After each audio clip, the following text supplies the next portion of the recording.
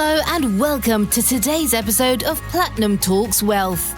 Emmy Nominated journalist Jennifer Rogers Markwell changed gears in her television career when she realized the need to help women make sense of investing. She regularly hosts educational workshops to empower women and others to take charge of their financial future. Now, join your host, Platinum Wealth Management President Jennifer Rogers Markwell, as she leads us into the world of money memories, money infidelities, and how these can mold our relationship with our personal finances as adults. Let's dive into today's episode.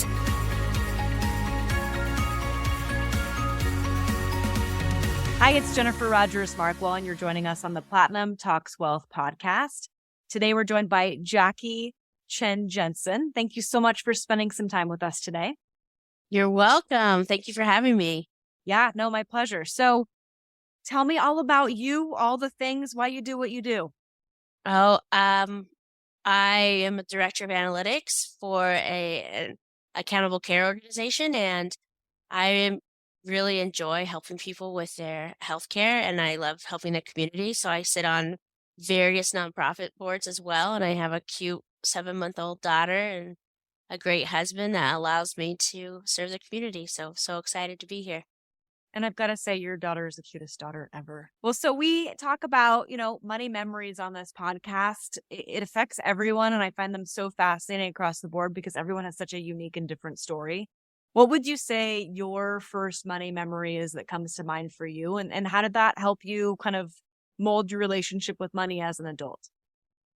So as a small child, my family wasn't rich by any means. I mean, we got by. I had a house. I grew up with 3 brothers and sisters and a mom and a dad. They both worked full time. My mom would work day shift. My dad would work night shift, so we'd have someone to watch the kids or whatnot.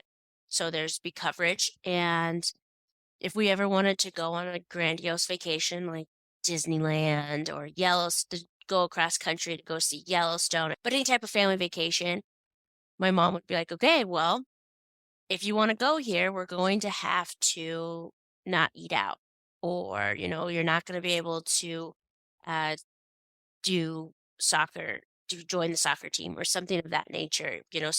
Somewhere has to give. And so now in life and as an adult, I still see that like, okay, what are we doing? Well, we're going to have to do this. Like, let's not eat out for a month. So definitely, if we want to go somewhere, we kind of have to save for that. So you were sharing with me earlier how you kind of still have the same mindset, right? Having to sacrifice things. And granted, you're doing good in life and everything is, fantastic, right? At the end of the day, like financially, because you're stable in your job and your husband is, and that's wonderful. But you still go back to the thought of like, oh gosh, like here I am, busting it in college and trying to do what I can do just to, survive and move forward. Oh, yeah. So when I started college, I had the Millennium Scholarship, but that doesn't necessarily cover a whole bunch. And then I went to grad school, and I always had student loan debt, and I always lived paycheck to paycheck. I was one of those students who not only worked full-time, but I had a full-time job. So I went to school during the day, and then I worked in the hospital at night shift. And then I always have 2 to 3 jobs, always, all the time. Just to, I want to live, I don't necessarily live crazily, but I wanted to have an apartment, that wasn't a studio, that, roommate, etc. So when I graduated, I moved back to Nevada. I was in Texas. I moved back to Nevada, and I wanted a big kid apartment. So I wanted, granite countertops, and, it was expensive. It was $1,800 a month for a 2-bedroom in Midtown, not with a parking spot. Woohoo! But I still felt like I was living paycheck to paycheck. And then I get married, and my husband, and we still live paycheck to paycheck, but we don't. We have 401k. We've maxed out our HSAs, we maxed out our Roths, we maxed out the 529 for our child, all of these great things, but I still have this mindset that I need to work harder. I need to work. I not only work as the director of analytics, but I also teach at night. I still have the two jobs. I just am so afraid that I don't want to see the negative counterbalance like I did when I was in college.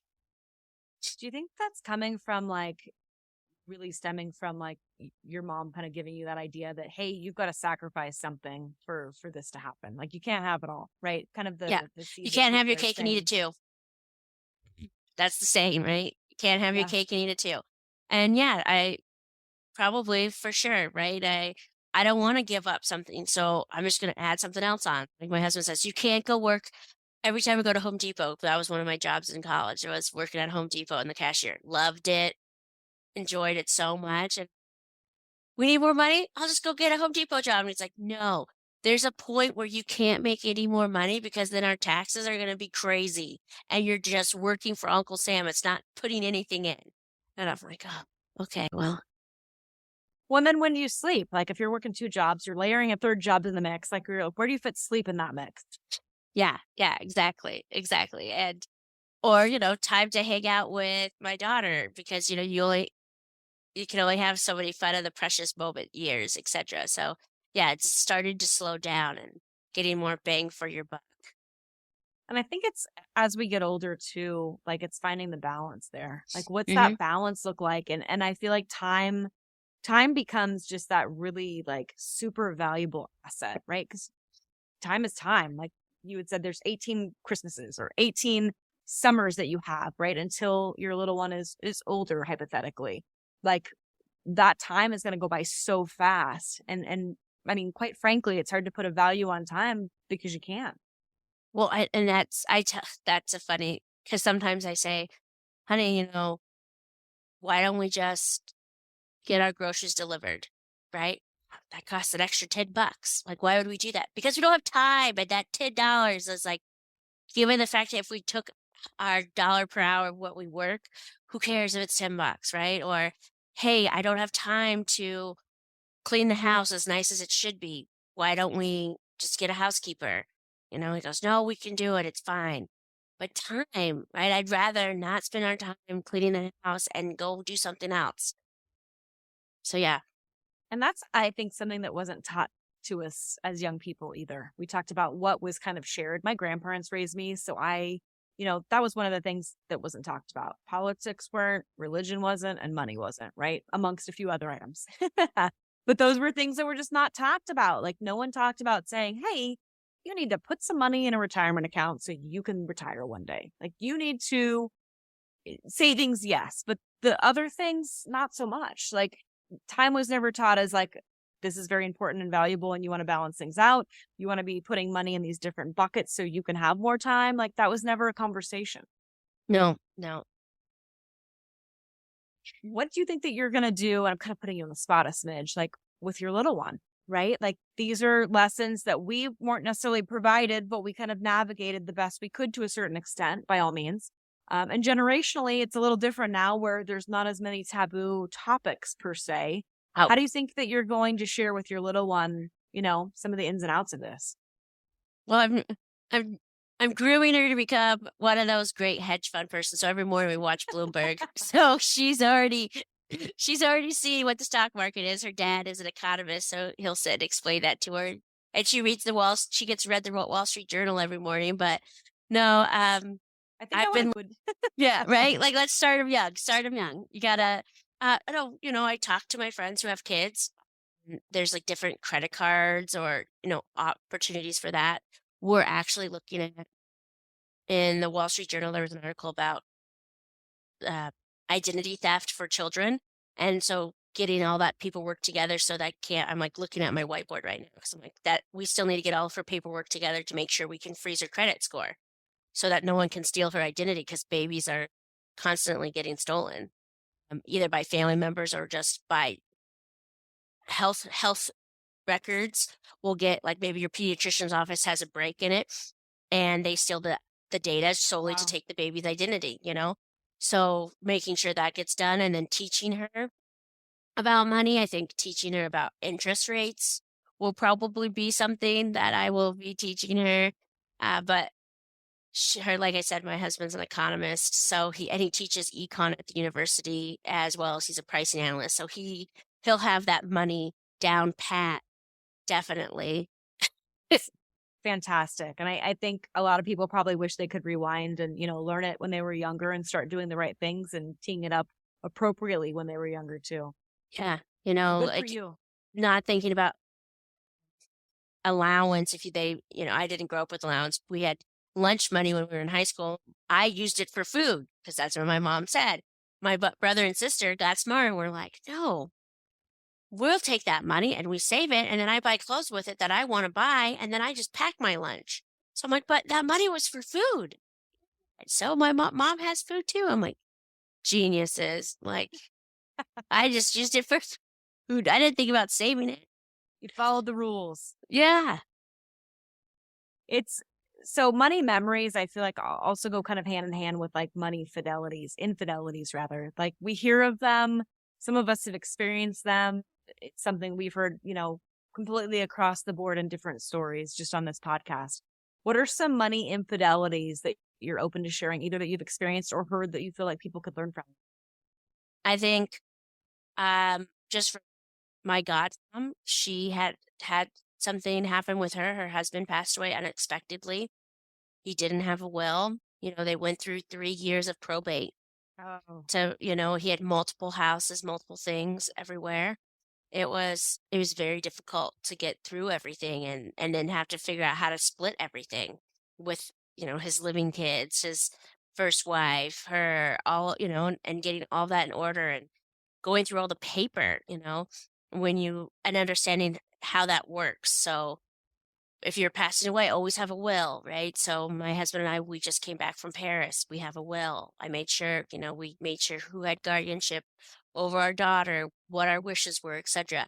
I know you don't want to think about that when you're trying to plan a family vacation, but it's always good to have all your affairs in order. So then, and you talk about it regularly, right? So my sister and my mom know that something were to happen with us, Cammie goes to my sister and they sell the house and, have the funds for her education or let her have it in a trust, etc. But we talk about it all the time. Yeah, that's really good point. I mean, even if you go down that path of doing a will or a trust, I mean, bare minimum, I feel like have beneficiaries behind your accounts, right? Mm-hmm. Whether that be, your retirement accounts, your 401ks, your IRAs, if you have those, even down to your checking and savings, which I feel like a lot of people miss because they're like, oh, it's just my checking account or it's just my savings. But those absolutely should have beneficiaries behind the scenes too. Mm-hmm. Absolutely. And then at least still have a will and then have all of your passwords written down for those accounts because no longer can you just be like, yeah, Jacquie died, so I need access to her account. Okay, well, I need proof. So get lots of death certificates and all the paperwork. Yeah. No, it's interesting that you say that too, because people don't think about passwords many times.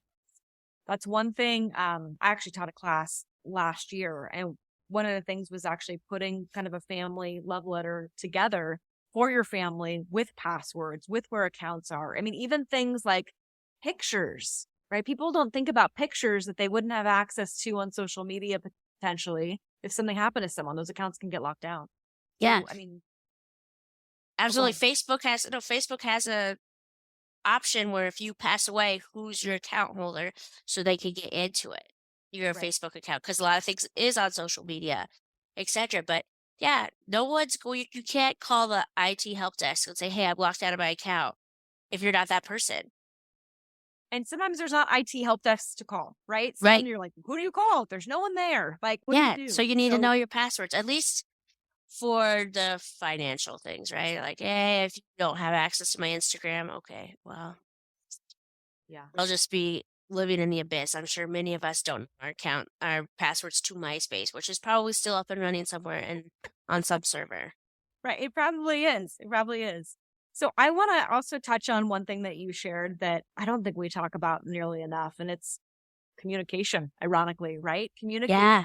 Like Mm-hmm. when you met your husband, you guys were dating, you shared a great story, and I'd love you to share that again if you don't mind. Yeah. So we were on our second date, and we were just chit-chatting, and, you go through your date questions of, do you want kids? What do you do in your free time?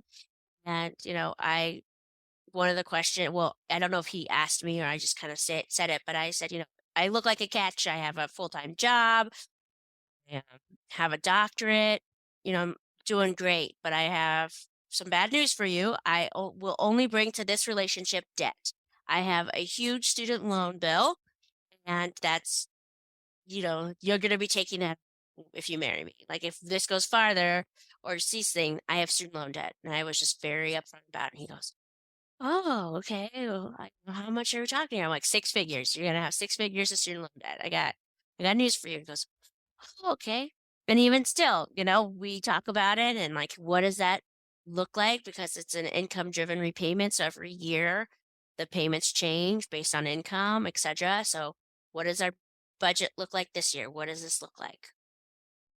I feel like I want to commend you and others that also communicate that too, because I feel like that is lost in translation so many times, finances and communications and finances in relationships, quite frankly, right? Nobody comes to I say nobody, people do. Not enough people, I feel like, in many instances, really share their financial situation, especially when you're coming into a new relationship or a new marriage, or you're in a marriage that you're not sharing that too. And some people keep things separate, and I get that too. But good for you that you were like, hey, here it is. You're getting this full package, and you got this other package over here too. Yeah. Here you go. Well, and like I said, he's an economist, and so he's really good with the money. And I know I'm bad at money, and I don't know if, because I work so much, I also want to play hard too. But I told him, I was like, if you ever just want to just give me an allowance, that's cool. And I live on budgets. If you just want to give me a budget to live by, I can do that. But if you're just like, hey, how much money? Like, what are you doing? Hey, my bank account has positive numbers. That's what it is, So I continue to communicate that. And I urge others too. Like, if you're in a relationship and that's a relationship where you feel safe that you can share, then I think talking finances is an important one.